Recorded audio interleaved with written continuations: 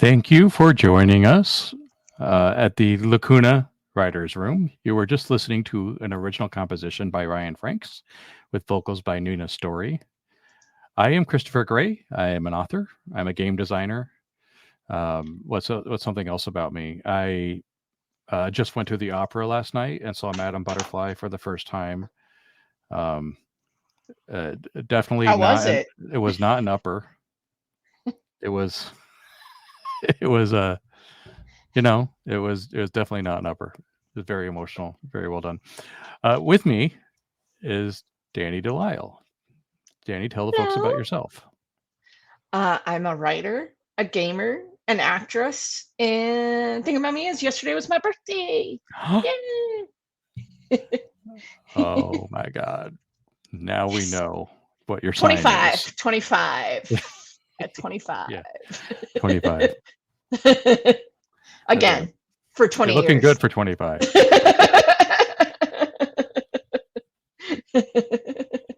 Thank you. It was Thank you. the line from The Great Gatsby that my wife always says. I'm trying to remember what it is. 20 years too old to know what. I forget what it is. I'm going to mess it up, so I'll have to look it up. Should not have even brought it up. Anyway, 25 with 20 years experience. Yeah. There we go. That's what I am. 25 with 20 years experience. That's awesome. We are in the Lacuna Writers Room. We have accomplished a lot to this point. We've been building a setting, and if you don't know what the setting is, it's probably good to go see some of the earlier episodes. On YouTube, I set up a playlist called the World Building Playlist, and that's where I think there's 4 or 5 episodes where it's just about building this setting.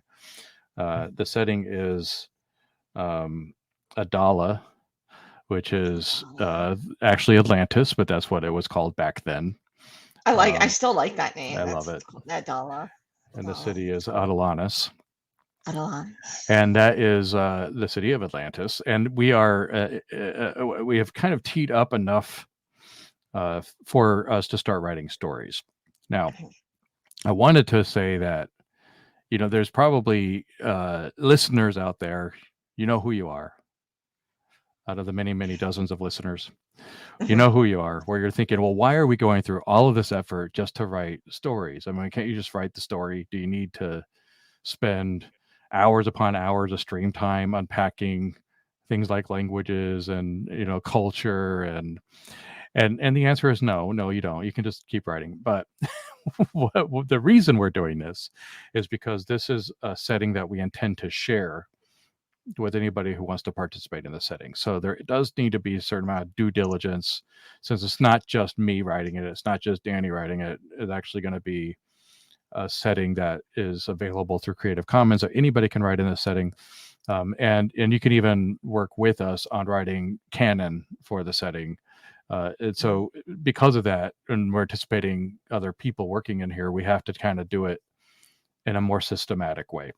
But what would you say, Danny, to somebody who says, do I have to do all this world building work before I start writing? I mean, you don't have to. I mean, I suppose.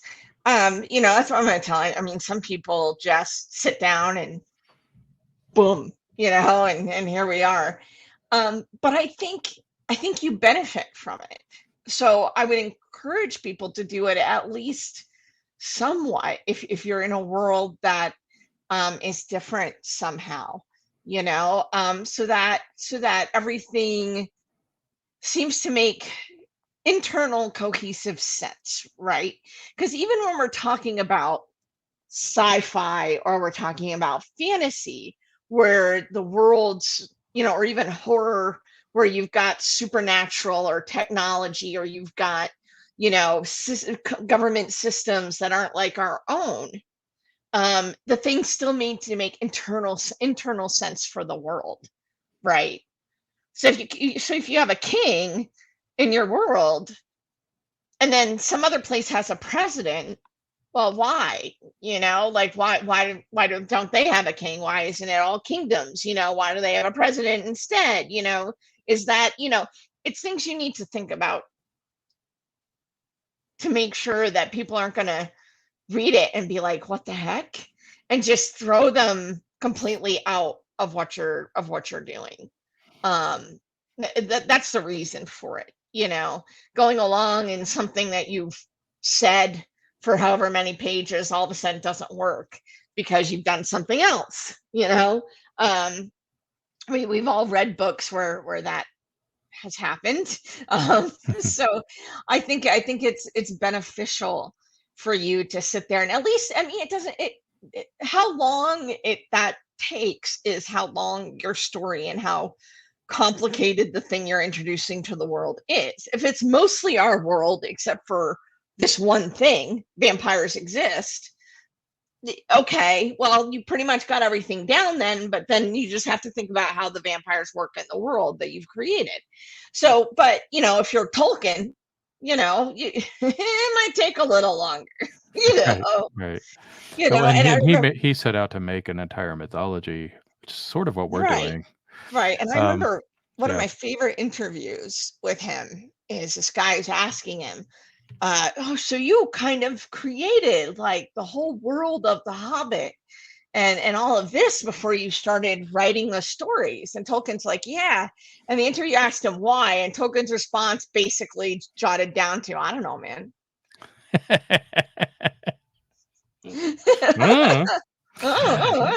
I think there is a risk of over engineering on the world building part, and I've done that. I think it's because I love to world build, so I tend to just go, really deep on stuff that has absolutely no relevance or significance, and you can end up building to the point where you don't need to write because you have just built it all, and Right. it's sort of, I've gotten to that before. And so there's an ethos that Danny and I have learned in the game design world. It's this idea of playing to find out, because if you are creating nothing but world building and everything that possibly could happen in this world, then you have it all before you start writing, and so you don't get to find anything out. So nothing new, you don't discover anything. And I think writing is about discovery, and so you almost want to build enough so that you have a stage set, and now you can play to find out what happens. And that's, I think there's a balance. World building in of itself can just be an activity. I mean, I could go on and build world. In fact, that's why I like game design, because I can build a lot of worlds without having to do anything with them. And there are games out there that are literally just, hey, build this world. There's card games. There's and one board in particular. Games, I want to get Kimmy Hughes, who did the Decima game, which is entirely a world building game. I want to get her on because it's she can walk us through her game and how it works, and it's a great tool for world building. But yeah, I mean, it can be a whole thing. That's I have a copy. It's wonderful. Oh yeah, it's a great game. It's built on a tarot deck. She won an Emmy for it. I think all deserved too. So. Oh yeah. And I hear there are more on the way. So if you're looking to buy a copy of Decima, go to Golden Lasso Games, which is a Wonder Woman reference. And then you will find Decima, and you can buy it. Anyway, they even have a beautiful mat too. I don't know if she has any more of those yet, but there's a mat to do yours. Yeah, it's great. But there are games out there that are literally just world building, and some of the RPG games, like the ones I've been like Star Trek, some of the most recent Modifius games like Star Trek Dune, Fallout, have a portion of the game where you world build with your group as to what's happened like before the game starts. I'm getting recently to do Dune, and part of the game is coming up with your house and coming up with the planet that you're from and all this stuff. So even more RPG games where it was kind of just make your character, more and more of them these days are having you do background stuff and having you do, hey, how do you guys know each other beforehand? Or, stuff like that. They're incorporating it more as a part of the game instead of just something they'd say, oh, you can do this if you want before you play. I think now, because like in the original D&D and back in the old school days of, White Wolf and TSR and all that stuff, they didn't really have that. That wasn't really a part of that game. It was you make your character, you meet in a tavern, or you meet at the Elysium, and here we go, And then what would happen is that the fiction would define the world, and that would be canon, and so they'd have to integrate the fiction into the games. And I think that that play to find out ethos is important in our case. I think it's important in general when world building for fiction that you don't go overboard, because when you get to the table to write, you've already determined everything, and so there's no discovery. It's much harder to write with those confines, that confined space. But if you haven't come up with enough, you're going to spend your writing time world building, and so then that's going to compromise your storytelling. So there's a balance. It's this wire. It's this wire you got to walk between building enough so that I'm excited to write it, I'm ready to write it, I know enough to write it, but not so much that I'm like, oh, I entertain myself. Now we're on to the next thing. But with the play to find out ethos, you just have enough to set the stage, and then the canon, you will, or the world building will often come out of the fiction that you write. And we have to be a little different at Lacuna because we're trying to have a shared space in the setting. So while the play to find out is going to apply to us too, I think we do need to tighten it a little more before we can even write, because it's a shared setting, and we have to really have to get the ducks in a row. We have to understand not the whole thing, but we have to understand the stuff that's surrounding the particular story we're writing, at least that, and then we can figure out other things later. And that's probably a good point too. You want to start small within the ecosystem of your particular story instead of going over it. Now, we did go big because we had to know some of the big stuff even before we could think about the stories. But now that we have the big stuff, and they are very broad stroked, and now that we have the big stuff, we're going to focus on this one story about Hermes and Hermes' origin story, their origin story. And because they're twins. Yeah. Although it occurs to me, are they? Maybe they just present themselves as twins. I don't know. But maybe. So Danny's writing this story, and there's already, just in the conception phase, a lot of questions that need to be answered before you can get ink to paper. Is that fair? Right. Yeah. What we had discussed last time is this story is going to be about the twins, which we can discuss kind of how that is and stuff, who are going to be kind of the trickster gods, or known as, one of, I mean, they might be, have a few names, and, some of them are kind of the same person as trickster gods, or the twins share. And there's like another one who is like another trickster god. We don't know, but this particular iteration is the kind of origin of like Hermes and the Greek Hermes stories, and how they go through the trials to become immortal. And what we had talked about was that the two things that have to be there for the trial is you have to kind of deconstruct yourself. And we talked about how that can mean a lot of things. Can mean dying, can mean just, but I have that story down as Dionysus just orgying himself into immortality, because that amuses me so much. Hilarious. But it can look a lot of ways, maybe, you just meditate, who knows, but it's a lot of different things. But in this particular time, since it's taking place in Atlantis, it was kind of like this big ceremony, this kind of ritual sacrifice ceremony. And the idea that we had was Apollo's child is getting ready to go through this, and the twins decide they're going to take over and go through the trials themselves, as they have been denied before going through it, I imagined. So that's where we're starting. And then once they get through the trials are going to be very much kind of, we've talked about how in a lot of things like Joseph Campbell's Thousand Faces, or a lot of underworld, going into the underworld tellings, they kind of have this process that they go through. And I want to encourage people to think about those in different ways. Like, what does that, it says, oh, they go through the gate, but what does that mean? That can mean a lot of things. Be creative with it. How does that work? Oh, they have to make a choice. How is that choice presented? What choice is it? So it's interesting that now that Chaos is out, it's so funny that the show came out as we were doing this, because there's so many similarities to what we're Yeah, trying to yeah, yeah, do. yeah. And Encourage I mean, everybody to watch it. yeah, if you're It's into this really at good. all, watch Chaos. I mean, it's almost like, let's stop Lacuna because they just did it. They did it way better than we. It's really, really good. No, no, But no. it's but their representation of crossing over the Styx, for example. Yeah. It doesn't have to be a creepy old guy on a rowboat. No, it was It like a could, big cruise ship or yeah, like something. a cruise ship, right? Yeah, or and Ferry. then yeah, and then there was the ferryman was on like a little tugboat, right? And it was, Yeah. I don't know. The point is that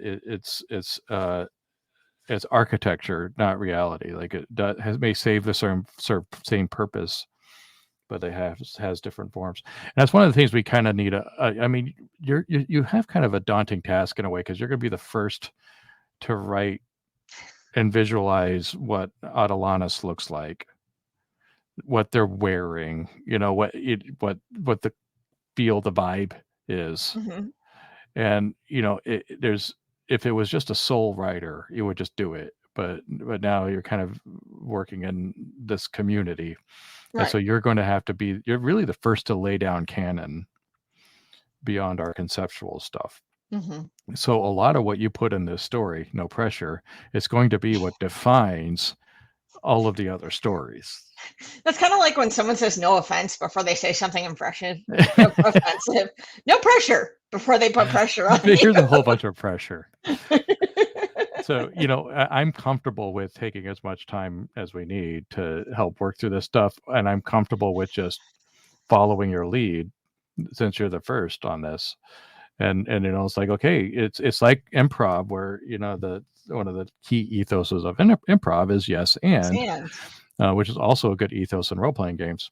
But the idea is that you're going to create something, and I can't down the stream negate what you created. I can add to it and maybe augment it. And we all can always talk about what's the term about the untrusty narrator, and different perceptions of the same story. And so there's I think some wiggle room about the truth that you set in the story. But the fact is, going forward, that happened. The thing that you wrote happened, and it's canon and it's true. So we might mess with perspectives and everything else, but that's going to be the bottom line. So all that said, what is it that you would like to unpack together? I think there's things like names, places. Yes. So the things that we have the twins themselves, so they'll need names. We'll definitely have Zeus involved, and Apollo, and Apollo's child, whichever child that's going to be. We will have, where, as for places that are going to be in the story, we will have the first scene where the twins meet, wherever that's going to be. To kind of talk about what they're going to do, and kind of set the scene and what their relationship is, and all of that. And then we will have kind of the ceremony itself that is happening. So we kind of have to envision, like, back in these days when Atlantis was still a thing, and how did they do this ceremony? How did the gods do it? Them coming from another, how did that work? So it's going to be visualized. And I initially had, all the stuff that's in kind of Egyptian culture, Babylonian culture, Greek culture, it all had to come from somewhere. So my initial thought is I'll kind of pull heavily from all of that in terms of what this ceremony is. What the intent of the ceremony is, when they intend to happen, versus what the twins do to, not make that happen. So then there's that. And then of course there's going to be like the trials and how that works. And that's going to be the third part of the story. So kind of 3 parts to it at this point. Yeah. And there's also the I guess the who's who of Atlantis are going to be there, because this happens after the elders are overthrown, but Hmm. before the big diaspora. So this is sort of the beginnings of maybe the golden age of the, well, who would become referred to as the Olympians. Hmm. So is there's also mythology around Atlantis to take into account. Hmm. Like this is Poseidon's city, Hmm. and there's things to do with horses and dolphins and and then everything that goes with Poseidon. Hmm. There's also what Plato wrote about Atlantis, which in architecture, that it was a circular city that had canals connecting different rings. Hmm. And then there's what Edgar Casey said about Atlantis, and then there's somewhere in between. We have kind of charted out the geography of Atlantis, and I even have maps, but it's really easy to visualize. If you can visualize the Mid-Atlantic Ridge and you see the underwater maps of the ridge in the middle of the Atlantic, it's kind of like this very elongated pear-shaped mountain range. If that was elevated above the sea, that's what Atlantis looks like. Hmm. And so you have a very mountainous top region. You have the range going all the way down to the south, kind of sneaking through the Atlantic, and it goes really far past the equator, and it goes really far north of the equator. So it's a pretty large continent, and it has lowlands in the middle. So you can imagine that Atlantis is probably going to be sort of in the middle.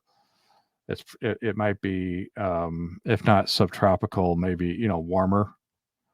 It Hmm. might be more like Texas than like Iowa, Right. and it might be, and I'm just throwing things out there, but just picturing the geography. If there's a large continent in the middle of the ocean, that Gulf Stream doesn't exist anymore.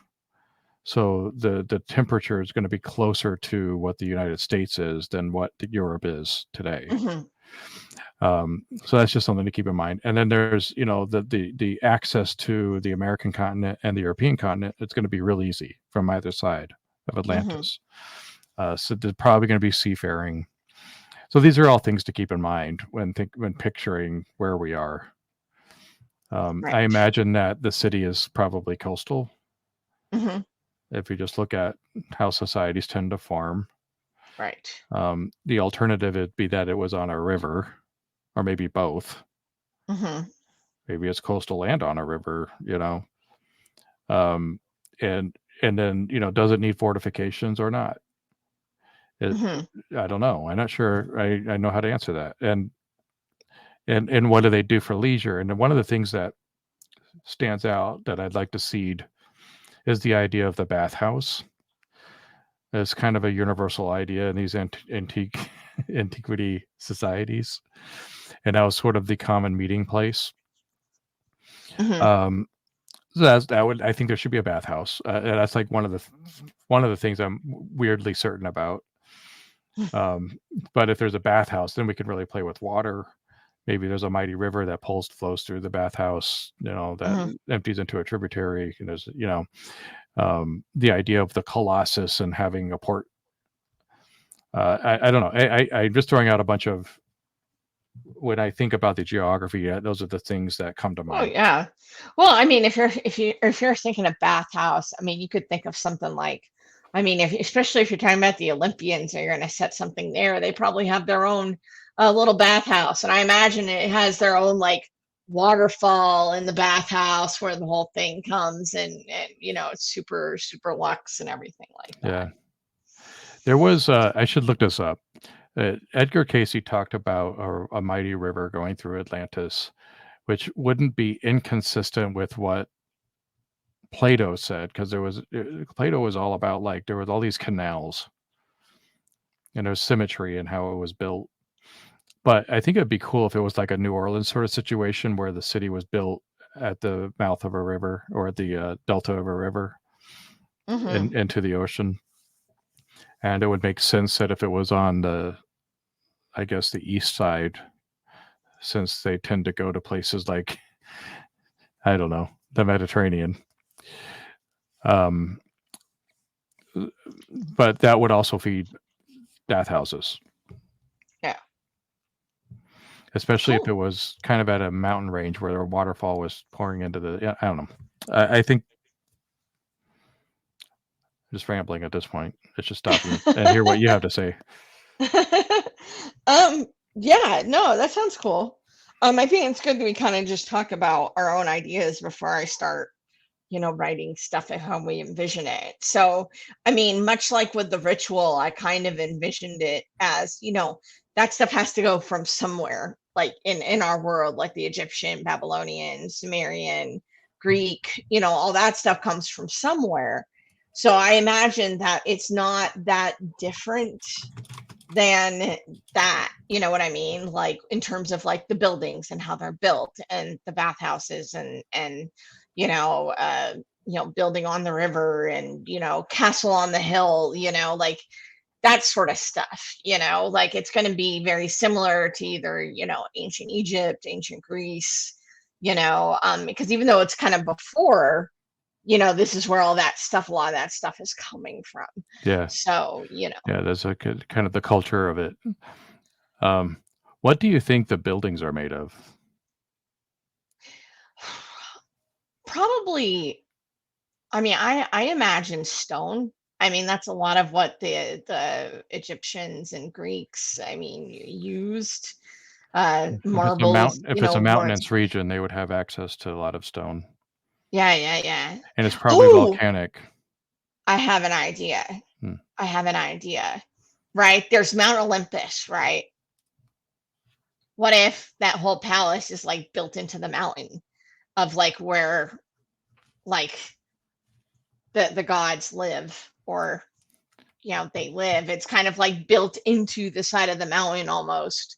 Like And Mesa that's kind Verde. of where Mount Olympus and all that comes from. And it kind of looks out over the delta and the ocean and everything like that, and it's got these like balconies, and it's basically just like carved, out of the mountain itself, I love it. I love it. Yeah, it's like the cliff dwellers of Mesa Verde. Yeah. Yeah, that's awesome. That's a really cool idea. And You then know. and so that's where the fortunate people live, but then the unfortunates probably live in the village below. Yeah. Or the city, I guess. Right. And maybe it kind of like tears up a little bit, like there's tears, you know what I mean? Kind of a Yeah. little like Minas Tirith, where it's like, the palace is like way up at the top and everything, but like some of the richer residents or whatever might have their, houses and stuff built a little ways up onto the mountain or whatever, So I think the Azores are a good place to look for when it comes to geology, because the Azores would have been the highest peaks of Adala if it sank, Yeah. right? And so I did a quick look, and it looks like the Azores are primarily volcanic in origin, which makes sense. And so you're dealing with basalt and pumice Right. and lighter stones. So that, yeah, it would be really easy to carve into a mountain made of that. Mm-hmm. Right. Yeah, I mean, there's basalt thrones, and there's all sorts of stuff that people did make out of basalt, because it does, it is malleable more than some other stones. And yeah. All right. Yeah, I love it. I think that that gave me a pretty clear picture of what Atlantis would look like. Right. So, if you're kind of picturing like let's say you're looking at it from the ocean, you're on a boat and you're heading there and you're looking at it, what you would see is like the shoreline with the delta and, entrances of the ocean and the river flowing in and out of various points. And then of course you've got docks and you've got all that stuff kind of spread out heading towards the mountain, which you can see in the distance. So, the mountain range, and you can see, the palace, or, what is compound, whatever they're going to call it, or how they're going to use it. And, you kind of see that up there with like some nicer houses below it, of maybe like, favored mortals or something are allowed to live, just below at the foot of the mountain or whatever. Yeah, it's maybe it's a ziggurat, basically. Yeah. There's here's what a basalt column cliff looks like. Wouldn't it be cool if it was made out of this sort of dark gray? I'm showing a picture for those of you that are listening of the Isle of Mull, which I've never heard of this place before, but it has columnar basalt, which is a dark gray stone, and the sea has kind of whittled away at the stone to make it in the shape of columns. It looks really cool. But, when you think of Atlantis, you think of the bright gleaming marble. Wouldn't it be cool if it was like this sort of dark gray basalt? Yeah. I mean, that's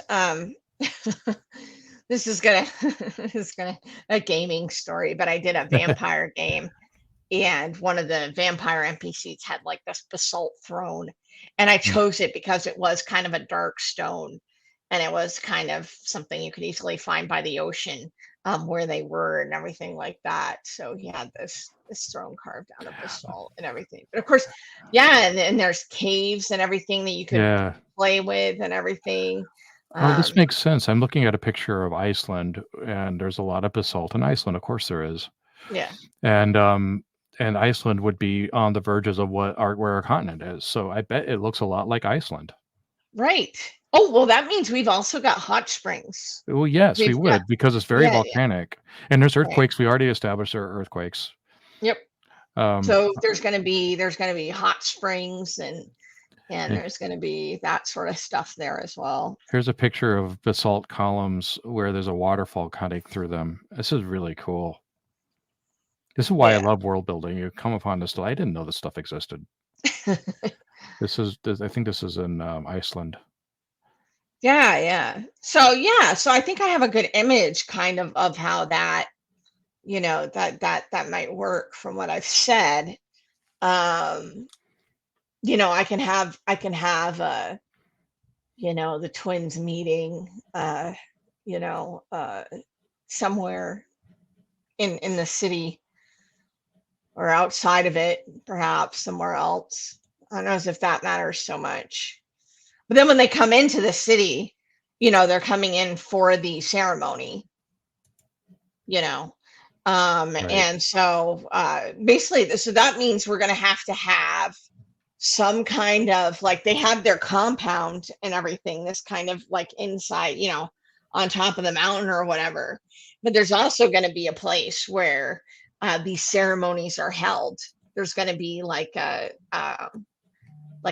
temple, like a shrine type thing, where all the mortals can come and watch the gods be gods or whatever, because they're not going to have them come up to the palace or whatever. Right. So there's also going to be some kind of where they come down from there and address the people, and there would be a promenade. And torches and stuff. The one of the things that's in common, I might be talking out of my ass here.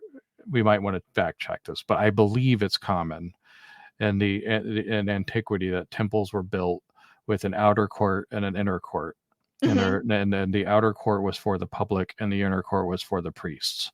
And so that would make sense that there was a temple, but there's, you were allowed in this area, but you couldn't go further up. Right. And then, the gods would descend down to you. Right. And that's where they would sacrifice the calves, and Yeah, there's all sorts of, this is cool. So which means there's probably all sorts of like little secret passageways and stuff like they used to have in old castles, so that the king and queen and whatever wouldn't have to like walk through the rooms to everybody. You know what I mean? Right. So the gods would definitely have like their own like little elevator or stairs or passageway from the palace to this temple, so that they could just appear and whatever, and they don't actually have to like walk through the masses, if that's how you're thinking they are. I mean, if they're more, and there's probably but traditionally the gods were not like that. Right. No, I think you're right. I mean, it would be for the big and wealthy would do that, and were the rulers.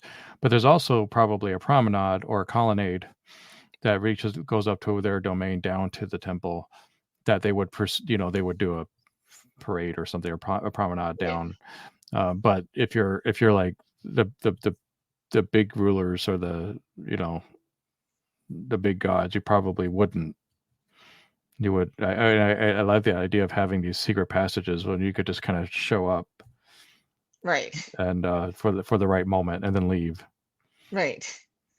Yeah, Yeah. that would happen. And then of course, yeah, they've got like, the big, huge, massive staircase leading up there, where they want to, like if they're doing a big parade or something, like, so they come down in all their glory with all the, whatever, and pomp and circumstance and all that, but then they've got the temple or the public place where people can go. And I can imagine it being a situation where, let's say one of the gods wanted to have like a discussion with a mortal for some reason.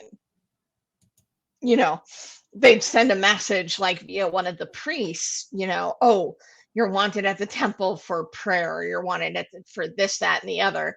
And they would go, and they'd go into like the confessional, and holy crap, it's Hera, sitting there wanting to talk to you. You know what I mean? Like she can just kind of like appear, and they can have this. So they have their methods for if they want to be seen, and they want to have all the, whatever, but they also have these passageways and ways that they can like just appear and do their private communications or whatever they want to do. So if How do you Olympia feel about is that? I think that's great, and I just kind of want to look at. I'm a visual person, so I'm looking at these cliff dwellings. Mesa Verde. I actually went to college. I met my wife at a college nearby Mesa Verde. It is one of the coolest. If you ever are in Southwest Colorado or in the Southwest in general, it is worth the trip. It is one of the coolest things I've ever seen. I'm in Phoenix, so we got all sorts of stuff around here. Yeah, and these cliff dwellings, I'm trying to find a big picture of it. These cliff dwellings are all built into the cliffs, and they're whole cities, and they're way bigger than even the pictures make them out to be. But if this is kind of what you're thinking, is this sort of what you were thinking? Kind of, yeah. And then if that's kind of if this is built into the mountains, and they have the stairs would be built into the mountains as well. Yeah, these are more for because I'm thinking, like the like this would be for like more of like the common, like people every day maybe living at the base of the mountain or whatever, right. Might have a place in there. But I'm thinking for like, the higher ups, their facade might be more along the lines of like, do you remember in Indiana Jones and the Temple and the Holy Church of the Holy Grail? Right. It's where they go in and there's that carved into, you know what I mean? Like it's on the tip of my tongue. It starts with a P. It'll come to me. Yeah. Yeah, it's that the palace and stuff would be more carved like that. Petra. It would have a hugely ornate carved like facade into the side of the mountain. Maybe even a statue carved on either side of the entrance to the palace or something, with like gold that you can see like from the ocean, perhaps. Maybe that's also sort of like the lighthouse as well, like on the top of the mountain, like there's a statue, that's kind of, there or something like that. So I'm showing I guess I'm showing the cliff dwellings first, but you're talking about Petra, and trying to figure out how to work this. And that would be awesome. I'm just going to show it. If you're listening and you haven't heard of it, check it out. But it's the big temple on the Last Crusade at the end. Yeah, I mean, it's a real place. It's a real archaeological site. This is what it looks like. Yeah, it was a big trade center. It is. Let me see. We're talking about.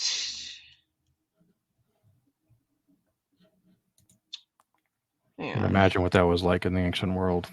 Right. But yeah, that would be awesome. Okay, I think I'm 100% aligned with what you're talking That's about. what I'm thinking. Like, Yeah. yes, yeah, there it is. Petra, yeah.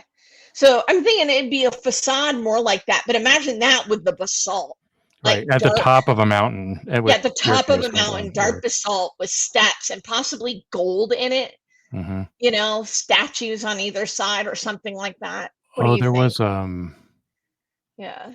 in terms of yeah, gold for sure, but there's got to be something that just triggered a memory about Atlantis and a gemstone, and I'm trying to remember now what gemstone it was.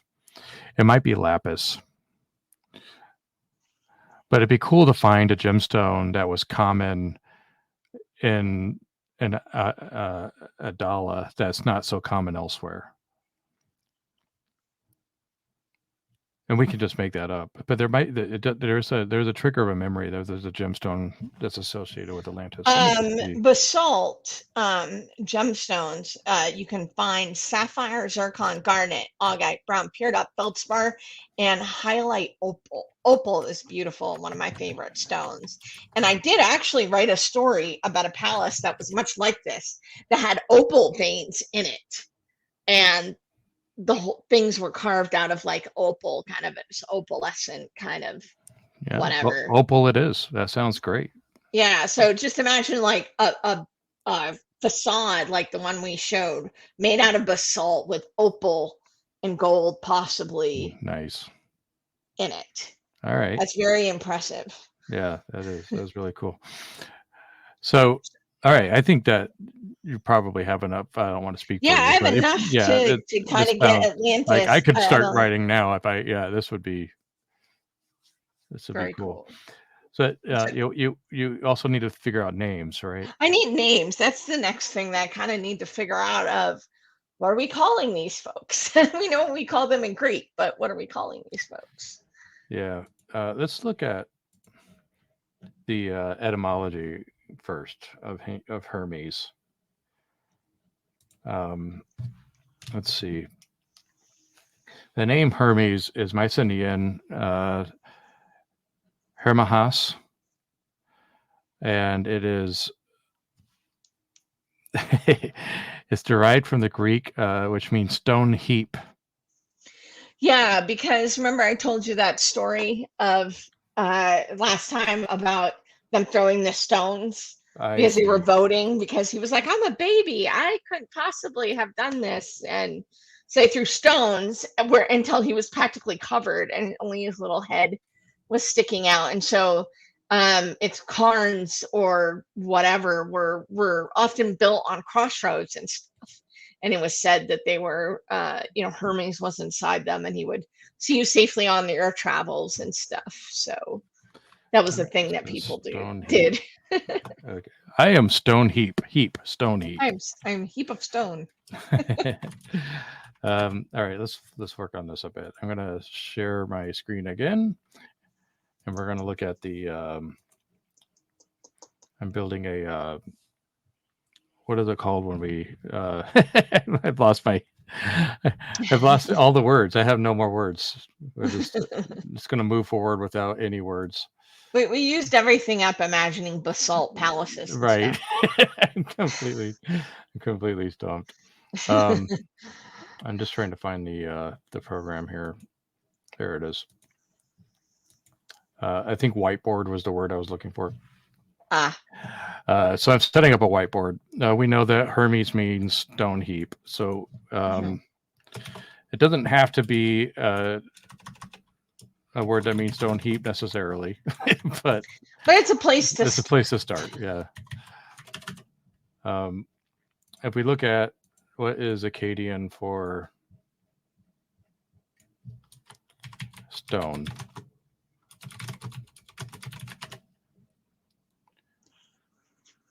Naru is Akkadian for stone. Oh, that's and cool. Akkadian word for pile, I guess. Mm-hmm. Or pile of stone that came up in. What's the word for pile of stone? Don't know. It came up in the search, but then it was like not giving me anything. Oh, okay. Wonder if I thought I had bookmarked the Akkadian dictionary, but maybe not. And again, we don't necessarily want to use it word for word, but if we can find something that looks good. Yeah. Naru was also the name of the main character in Prey, the Predator movie, the most recent one. Amaru means a pile of bricks. Ah, Amaru. This is a Meru, actually, looking at it. I'm going to just put the definitions here, pile of bricks. I'm in caps lock on accident. Another interesting word is dimtu, which is a tower or a pile.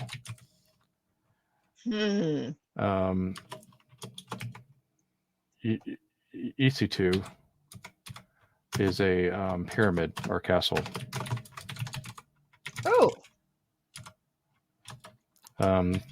Kameru is to pile up or to heap up. Huh. I kind of like Dimtu and Ishitu. Like, I'm picturing, like, the parent named them after, like, where she wanted them to go.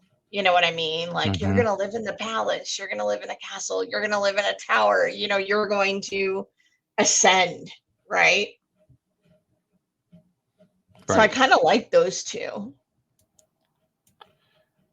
The other thing I wanted to check was what we had done some work on the language of Atlantis, and there might be something in there we can take.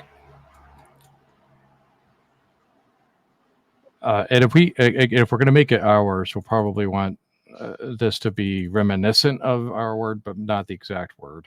Right.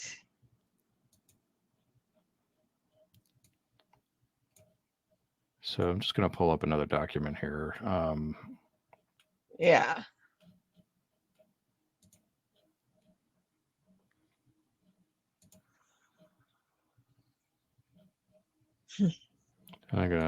So the one thing I wanted to look at was gender. In the language that we were building, Nesh, if you were to use Nesh as a prefix or a suffix, that would genderize it as a they, them pronoun. Okay. If you were to use well, actually, it looks like he or she is both NE, so I don't know if that was a mistake or not. But we might want to come up with different suffixes and prefixes for he and she. But in other words, you conjugate the root word with the suffixes and prefixes in order to give it a gender. Okay. So if we wanted to do Deem2, you said, or EC2. Yeah. Ishitas. Isitesh, which is not a good name. Isitesh or Tush or just Isitesh. Yeah, it's not good. It doesn't sound good. We can This is the process, people. Yeah. This is the process. I had, you know, friendship babies and stuff. I had someone who would shout the name across the house to see if they got sick of it, if they had to shout the name a million times. They'd be like, Rebecca! Yeah, no, we want to. We want to.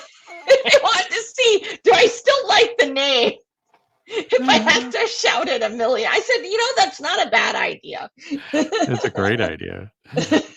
So it's got to be something that doesn't sound too hard. I mean, like it's not. It's obviously going to be unfamiliar language-wise, but it shouldn't be like. It should have the same kind of as Hermes does, right? Yeah. I don't think that works. Demesh. The mesh. That's if we wanted to do they them. If we wanted to do, it could be. I think we have to figure out the she he pronouns, because I have them both here as ne, but that doesn't work. Why would you have the same pronoun for, especially when you have a they? Right. So let's say that. Let's just try out a pronoun en, or sorry, ne would be for he, and then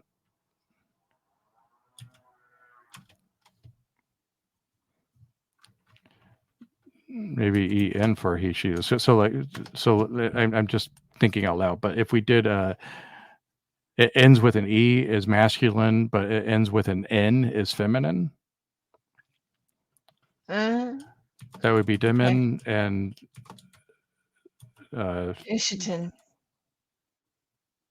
Yeah. Oh, you want to look at Isitin and I don't know. That doesn't work either.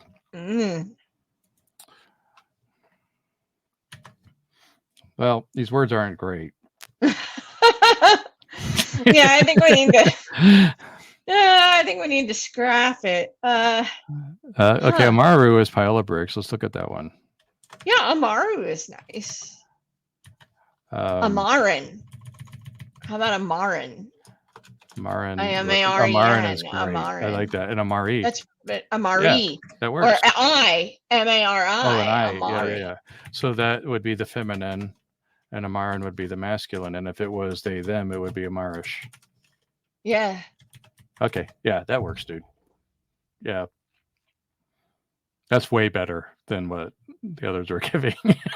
Right. But what do you think? You're the one that's going to have to live with this.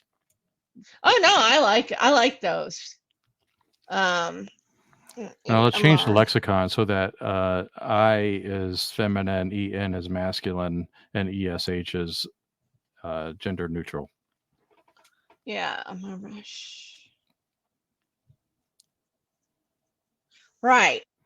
At that, if you wanted to do Naru, you could do Narin, Nari, Narash. Yeah, that sounds good too. I forget what Naru was. And then Kamaru that was just would be Kamaren, Kamari, Kamarash. Yeah.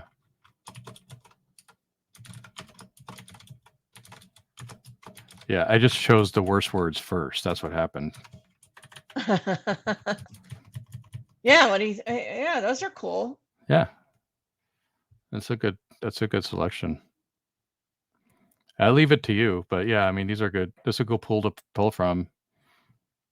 Yeah. Writing them down. This is femme and neutral. Naren. Oops.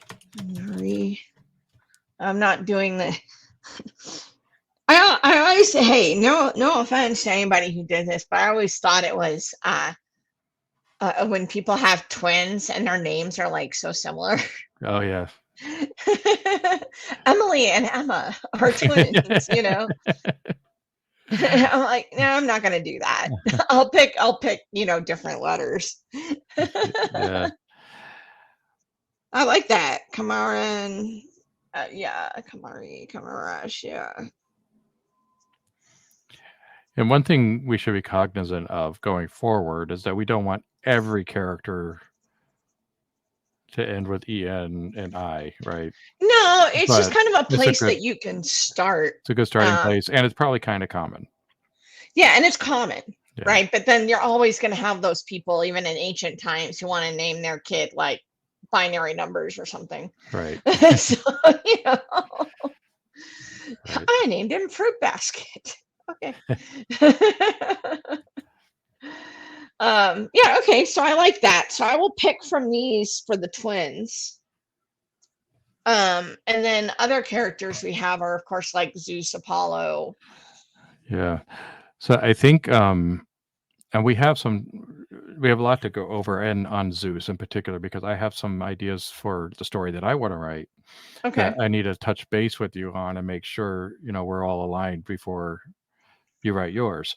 Well, his Um, role in this is going to be like as you know, purveyor of the ceremony. yeah, So that's how he's going to appear in this. So yeah, it's it's not like he's going to be like, you know, involved as much. He's going to be the one presiding over the, the ceremony and whatnot. So he'll be in like public persona, right. you And know. Apollo. The other thing that we'll need to work through is what other deities and in antiquity are these people? They also, what, in other words, who are we conflating? And so I imagine, just looking at it without knowing much, that Apollo and Ra might be conflated. They might not be. It might be Apollo and Horus, or Apollo and Right. even Osiris. I don't really know. We'd have to think that through. And then, well, Marduk, I'm believing, is because of the work I've already done, I believe is going to be conflated with Zeus. But there might be some other Mesopotamian gods Hmm. who are also Apollo. I'm thinking of, like, who is Enlil, who is huge in Babylonian mythology. Enlil's a big one. And if we can conflate some of I think the Mesopotamian gods with the Greek gods and the Egyptian gods, and Hmm. kind of consolidate them, I think that would be ideal. There's also Enki, which is a huge, huge creator god in Babylonian. Like, who is he? Is Hmm. that, I don't know. I think we have a little bit of. I don't know that we necessarily need to figure it out for this story, I don't think so but it's because just something to think because about. just It's just something to think about. so one kind of personal quirk that I have as a writer is that I don't like having a lot of characters. Yeah. um I mean, they're great for some people, George R. R. Martin, but you know, I tend to want people to focus on the few.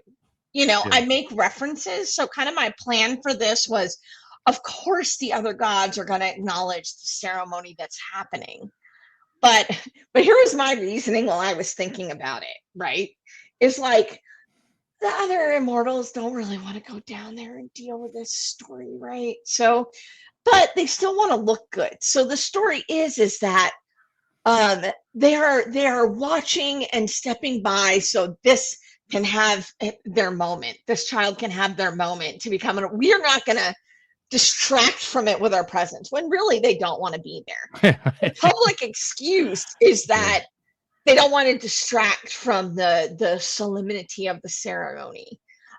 So it's basically just going to be like Apollo the child and Zeus. Yeah. Okay. Apollo as the father and Zeus as the one conducting the ceremony. But there will be gifts, right? I kind of thought I'd make reference to, like, oh, on the side of the temple were these gifts from the other immortals or something like that, in honor of this great day. With the plan being that if somehow the child didn't make it, which is a possibility, that the gifts would be stored, would be given amongst the people, right? And so, like, this kind of creates this cool little conflict I have, where, like, the people would be secretly hoping this person doesn't make it because they don't want another immortal, and two, they want to get all the crap that was supposed to be gifted to this new immortal. Right. Yeah, I love That's it. just the way my brain works. So I guess the only thing we would need to figure out then is Apollo and the sun. Yeah, Apollo, the So child, and Zeus. And you wanted to yeah, the do child. Marduk? Or did you have a name? I thought you said, did you Yeah, I have a name? did. It's Marzu. I think it's. I Marzu? have to double look. I don't remember. But it was a conflation of Marduk and Zeus. It may have just been Marzus, but Marzu. I'll put I'm question not mark. 100% sure. That's something we can talk about later. I think that's going to be more to do with my story. Yeah. And we can just put in whatever name. And my story is him when he's young. So doesn't really matter what his temperament or what he's like in your story. I mean, it can be whatever. Hmm. That'll be many, many years later. So we don't really need to develop him too much. Apollo probably needs to be pretty developed.